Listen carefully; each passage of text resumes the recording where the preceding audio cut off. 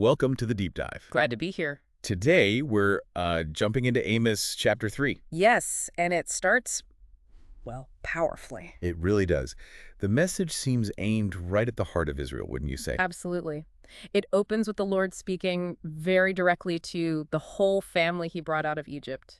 No ambiguity there. And then you get that line, the one that sort of stops you in your tracks. Ah, yeah.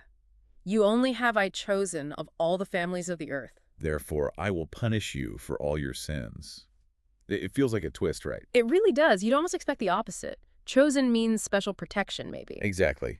But the text immediately connects their unique status, not to privilege, but to accountability. That's the key insight straight away. Being chosen isn't a shield. It's actually the reason for a higher standard. So the relationship itself demands more. Precisely. More is expected, and Right. when they fall short, the consequences are, well, framed as being more severe because of that closeness. Mhm. It turns the whole idea of special status on its head. Okay, so that establishes the why.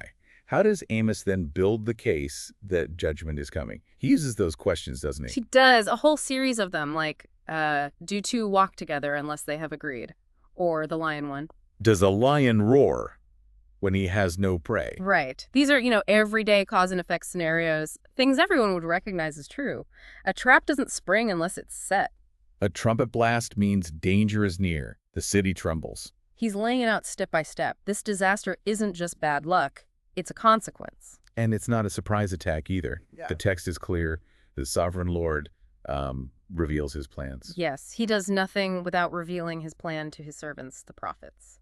So the warning has been given. It has. The prophets, they have to speak. It's like hearing that lion roar or the trumpet. You can't just ignore it. The message is out there. And the issues weren't exactly subtle, were they? He mentions Ashdod in Egypt. Tells them to look at Samaria, the capital, to see the chaos, the oppression. So it was visible.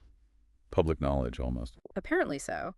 And then the text gets really specific about the reason for judgment. It says, flat out, they do not know how to do right. Wow. Just a fundamental failure. And it immediately gives an example of what that looks like in practice.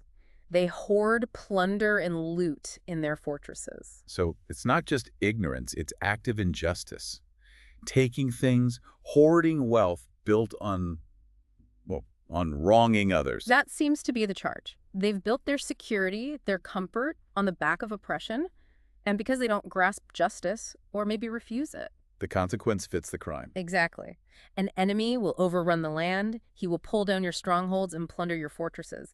The very places they stored their unjust gains, Become the targets. they get stripped bare. And then there's that image, that really stark picture of the aftermath, the shepherd and the lion, Oh, yes. Trying to save something from the lion's mouth. and only getting back 2 leg bones or a piece of an ear. It's graphic, isn't it?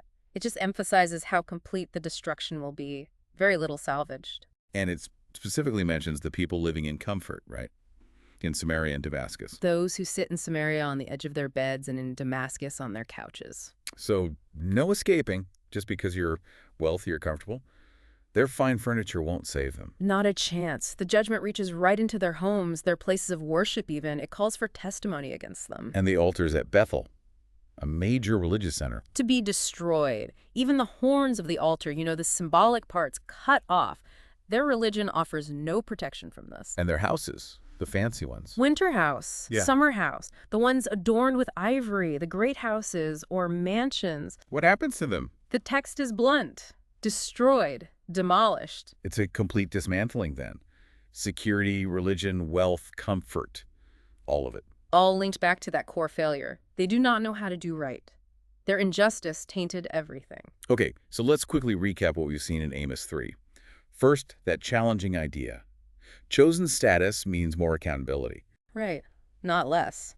Then the clear cause and effect logic, showing judgment isn't random, and warnings were given through the prophets. We saw the specific reason named not knowing how to do right, hoarding plunder, oppression. And finally, that vivid picture of the consequences total destruction hitting fortresses, altars, and even luxurious homes. No one's exempt. It hammers home that point about comfort not being a shield. Definitely. Ignoring injustice, building your life on taking from others, it leads to an unavoidable reckoning. So thinking about Amos 3 and its message, how might this idea that privilege or a special status actually brings increased responsibility, how might that resonate or maybe challenge us today? It certainly gives you something to think about, doesn't it?